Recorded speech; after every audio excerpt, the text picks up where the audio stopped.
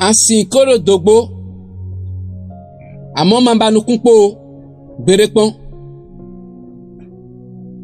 Non mambo do numo ya. Ene na zombo. Dagwe tu na dize ututue. Ma rena sa lo god to sedoe. Amon kwa toendo. Anamo lo mna tuna lo god to mitondi.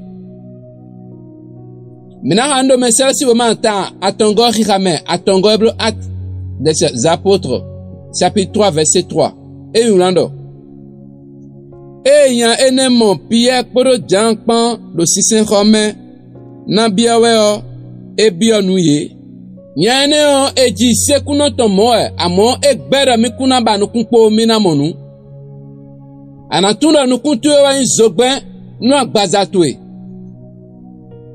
Malonu ni gbajao e ma zifuna lele doe. Malonu tagba me gbon de gbele kabi uve me gbon de gbele ni zifru bo lele doe o lo na bunu kunu o. Poro nu mo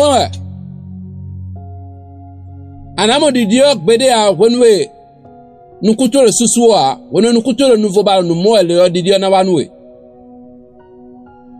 Mani hunukunwe nukonwe dagwe atatuele na wana mo yelo na tundo edie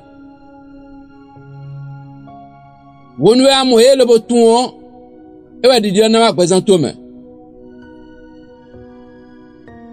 do ado no mo adi utuo ahena dio sokudo tue anako da mando tache mauche de damio gwala numi numa simo nu chere tono Jesus Christ nkome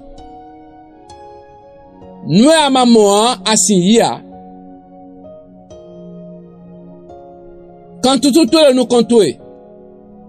Nous n'a tout quand nous et nous contoue amaka nous kundo bomo asintua. Ma aussi un logo et non lindo betoa.